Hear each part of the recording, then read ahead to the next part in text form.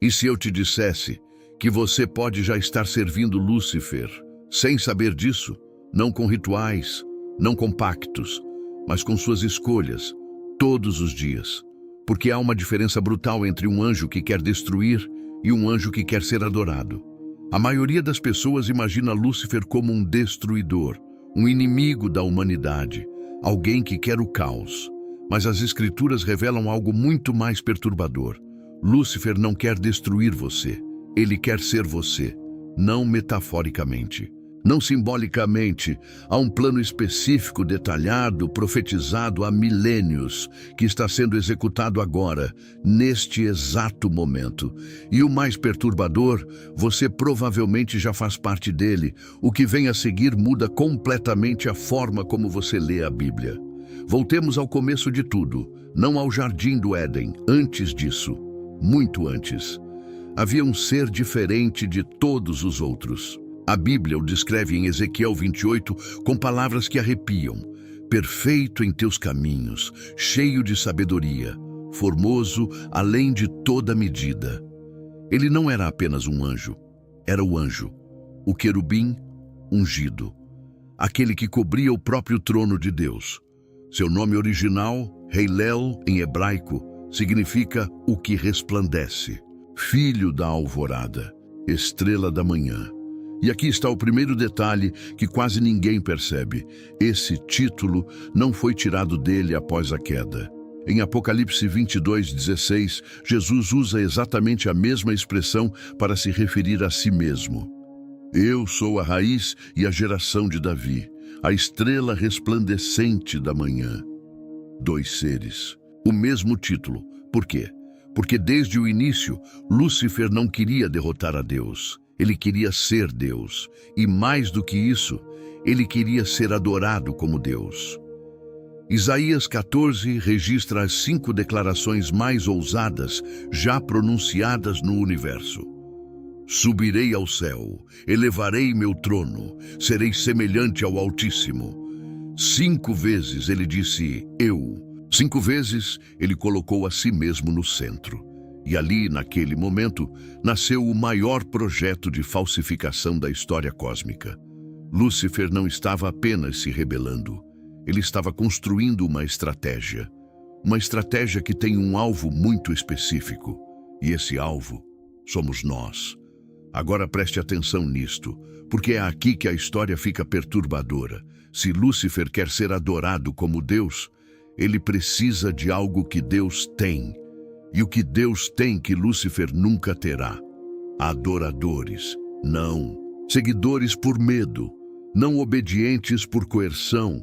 Adoradores voluntários. Pessoas que escolhem livremente se prostrar. E é aqui que surge o mistério central. Porque Lúcifer sabe de algo que a maioria dos cristãos ignora. Você não adora o que te ameaça. Você adora o que te encanta. Então ele não veio como monstro. Ele não veio rugindo. Ele veio como serpente. E a palavra hebraica usada em Gênesis 3 para descrever aquela serpente é Nakash, que não significa apenas cobra. Nakash significa o que brilha, o que fascina, o que encanta com luz. A mesma raiz do nome original de Lúcifer. Ele não se disfarçou de animal. Ele apareceu como aquilo que sempre foi. Uma criatura de luz, de sabedoria aparente, de promessas sedutoras. E a oferta que fez a Eva não foi destruição, foi ascensão. Sereis como Deus. Para você notar a gravidade disso, Lúcifer ofereceu ao ser humano exatamente aquilo que ele próprio queria para si. Ele não tentou Adão e Eva, ele os recrutou. E aqui está o detalhe que quase ninguém percebe. Eles aceitaram. E desde aquele momento, o projeto de Lúcifer ganhou algo que ele jamais esperava conseguir. Um reino dentro da criação de Deus. Um território, uma base de operações. Bilhões de adoradores em potencial que nascem sem saber que foram herdados por ele. Mas isso ainda não é a parte mais perturbadora. A parte mais perturbadora é o que ele planejou fazer depois. Porque Lúcifer não é apenas inteligente, ele é paciente. E o plano que ele construiu ao longo de milênios tem um estágio final, um estágio que as profecias descrevem com detalhes chocantes. E esse estágio pode já ter começado. Para entender o plano final de Lúcifer, você precisa entender como ele pensa. Ele não improvisa, ele não reage, ele copia. E isso muda tudo. Porque há um padrão oculto percorrendo toda a Bíblia, um padrão que teólogos chamam de a grande falsificação. Cada elemento sagrado do plano de Deus tem uma versão corrompida criada por Lúcifer. Deus tem um filho, Lúcifer terá um anticristo. Deus tem um Espírito Santo, Lúcifer terá um falso profeta. Deus tem uma trindade. Apocalipse 13 descreve uma trindade sombria. O dragão, a besta, o falso profeta, 3 em 1.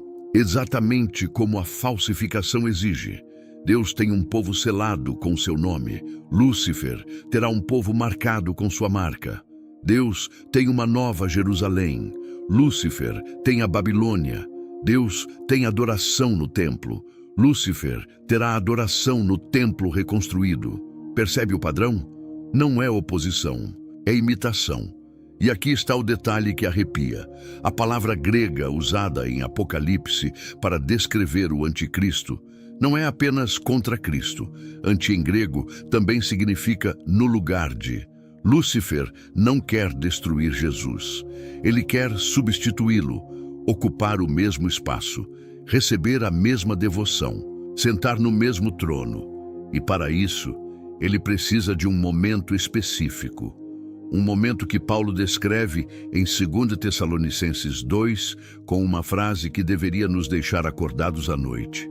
Ele se assentará no templo de Deus, proclamando a si mesmo como Deus. Não como inimigo de Deus, como Deus, em público, no lugar mais sagrado da terra, diante do mundo inteiro. E aqui está onde o mistério se aprofunda de forma perturbadora. Porque Paulo diz que, antes desse momento acontecer, existe algo que o retém, algo que segura esse plano no lugar, uma força misteriosa que impede a revelação final. E então Paulo diz algo que faz a maioria dos estudiosos parar e reler. E agora vocês sabem o que o retém. Ele não explica. Ele assume que os destinatários já sabiam. O que era essa força? Teólogos têm debatido isso por 2000 anos. Alguns dizem que é o Espírito Santo, outros dizem que é o Império Romano, outros dizem que é a Igreja. Mas há uma interpretação obscura, defendida por alguns dos maiores estudiosos das Escrituras, que conecta esse retentor a algo que está desaparecendo agora, algo que o mundo moderno está eliminando sistematicamente. E quando essa coisa desaparecer completamente, o palco estará pronto. Não é teoria, não é especulação. As profecias descrevem um cenário tão específico, tão detalhado, que quando você vê o que está acontecendo no mundo hoje, o ar some dos seus pulmões. Mas o que vem a seguir muda tudo. Há uma cena em Apocalipse 13 que a maioria das pessoas lê e não percebe o que está realmente acontecendo. A besta sobe do mar. O mundo se maravilha. Todos adoram. Mas há uma frase específica nesse capítulo que reescreve tudo o que você pensava saber sobre o plano de Lúcifer. Apocalipse 13, versículo 4. E adoraram o dragão, porque tinha dado autoridade à besta. Relê isso. Eles adoraram a besta, mas também adoraram o dragão, em público, voluntariamente, com plena consciência. Isso significa que no estágio final do plano de Lúcifer, ele não estará mais escondido, não haverá mais falsificação velada, não haverá mais imitação sutil. Ele se revelará e o mundo vai aplaudir. E aqui está o ponto de virada que muda tudo. Isso significa que o plano de Lúcifer tem duas fases. A primeira fase é a que vivemos agora, a fase da sombra, onde ele opera escondido, onde influencia sem ser visto, onde seduz sem ser identificado. Mas a segunda fase é a fase da revelação, onde a máscara cai, onde a falsificação se torna declaração aberta, onde ele para de imitar Deus e começa a exigir o que sempre quis. E o que separa essas duas fases? Um único evento. Um evento que Paulo chama de apostasia. A grande apostasia. Não é simplesmente pessoas abandonando a fé. A palavra grega original é apostasia, que significa literalmente afastamento, retirada de um lugar que se ocupava, uma saída em massa, uma deserção coletiva. E aqui está o detalhe que poucos conectam. Paulo diz que a grande apostasia precisa vir primeiro, antes da revelação do anticristo, antes do estágio final do plano. O que significa que Lúcifer precisa esvaziar a igreja. Antes de ocupar o templo, ele precisa que as pessoas saiam, antes de convidá-las para entrar. E agora vem a pergunta que vai te deixar sem resposta fácil. Como você esvazia uma igreja de 2 bilhões de pessoas? Não com perseguição. A perseguição historicamente fortalece a fé, não com proibição. O proibido se torna desejado. Você esvazia uma igreja com irrelevância, com conforto, com uma versão de Jesus que não exige nada. Um Jesus que concorda com tudo, que nunca confronta, que só abençoa. Um Jesus que é exatamente o que Lúcifer precisaria criar, para que quando o original aparecer, ninguém o reconheça.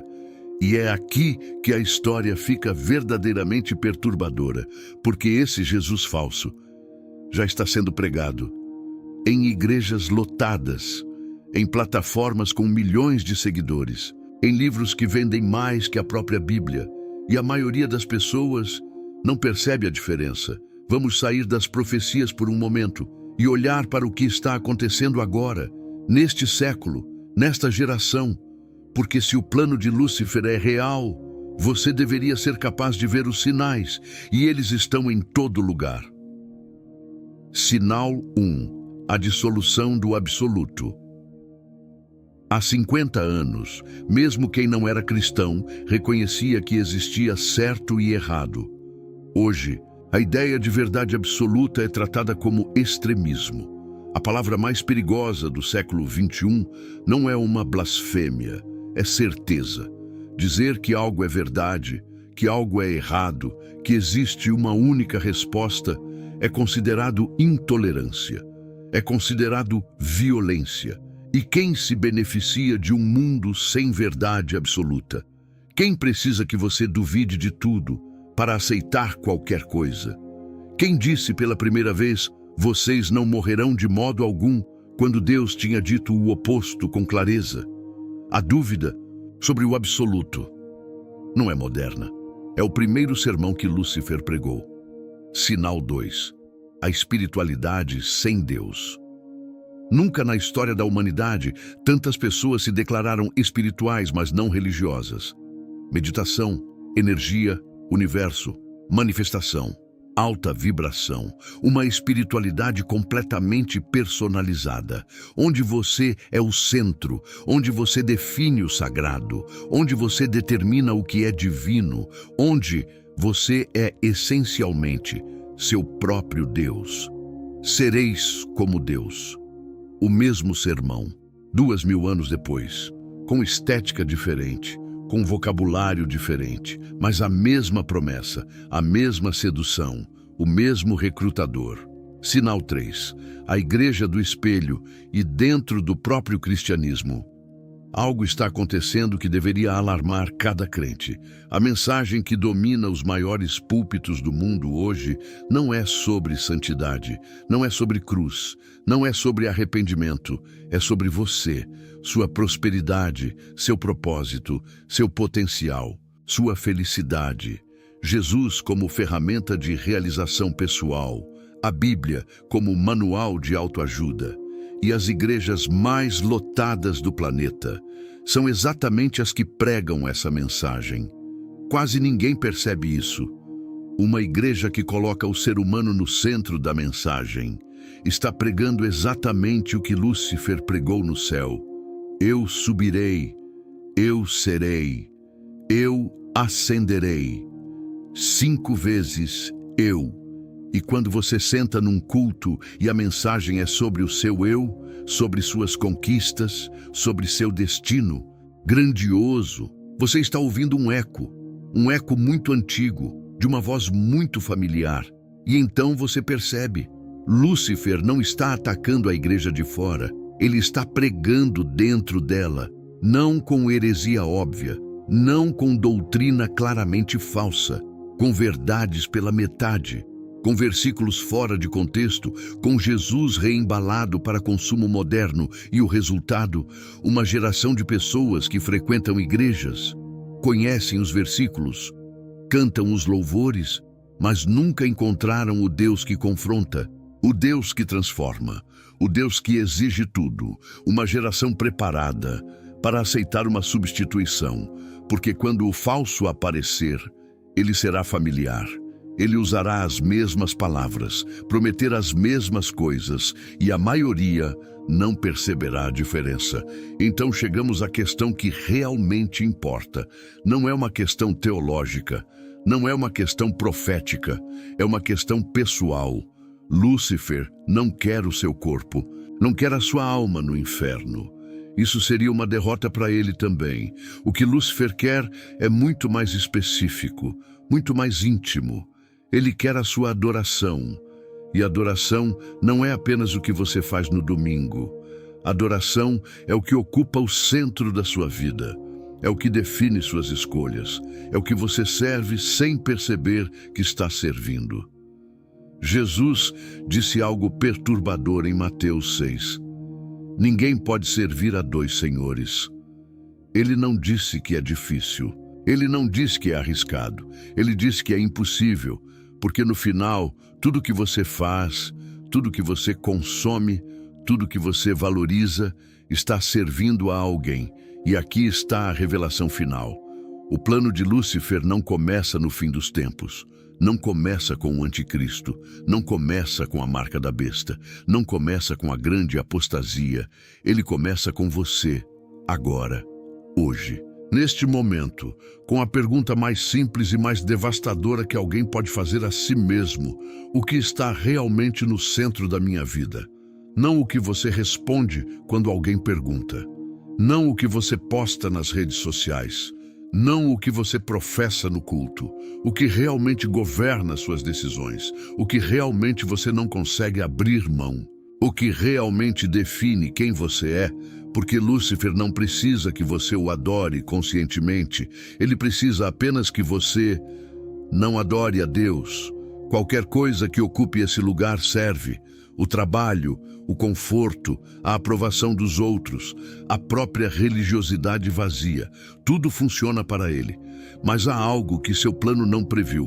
Ou melhor, algo que ele previu e teme acima de tudo. Uma pessoa que realmente conhece a Deus, não religiosamente, não culturalmente, não por tradição familiar. Alguém que teve um encontro real, que foi transformado, que conhece a diferença entre o original e a falsificação. Porque quando você conhece o original de verdade, nenhuma cópia te engana, nenhum Jesus reembalado te seduz, nenhuma espiritualidade vazia te satisfaz, nenhuma promessa de ascensão te distrai. João 10, 27. Jesus disse apenas isto: as minhas ovelhas ouvem a minha voz, não as vozes, a voz, uma única voz, inconfundível, inimitável. E esse é o único ponto cego do plano de Lúcifer. Ele pode falsificar a doutrina, pode falsificar os milagres, pode falsificar a unção, pode falsificar o louvor, mas não pode falsificar a voz. Então a pergunta que fica não é sobre profecia, não é sobre os sinais dos tempos, não é sobre quem é o anticristo. A pergunta que fica é esta: você conhece a voz? Não sobre ela, não a respeito dela. Você a conhece? Porque no dia em que o mundo inteiro se maravilhar, no dia em que a falsificação for perfeita, no dia em que até os eleitos correrão risco de ser enganados, a única coisa que vai separar quem reconhece de quem se perde Não será o conhecimento teológico, não será o histórico religioso, não será quantos anos você foi à igreja. Será se você passou tempo suficiente com o original para reconhecer qualquer coisa que não seja ele. O plano de Lúcifer é antigo, é paciente, é sofisticado, mas tem uma fraqueza fatal. Ele não pode criar, só pode copiar, e cópias sempre têm imperfeições. Para quem conhece o original, se esse vídeo abriu seus olhos para algo que você nunca tinha percebido antes, compartilha com alguém que precisa ver isso, porque a melhor defesa contra uma falsificação é conhecer o original tão bem que a mentira se torna óbvia. Nos vemos no próximo vídeo.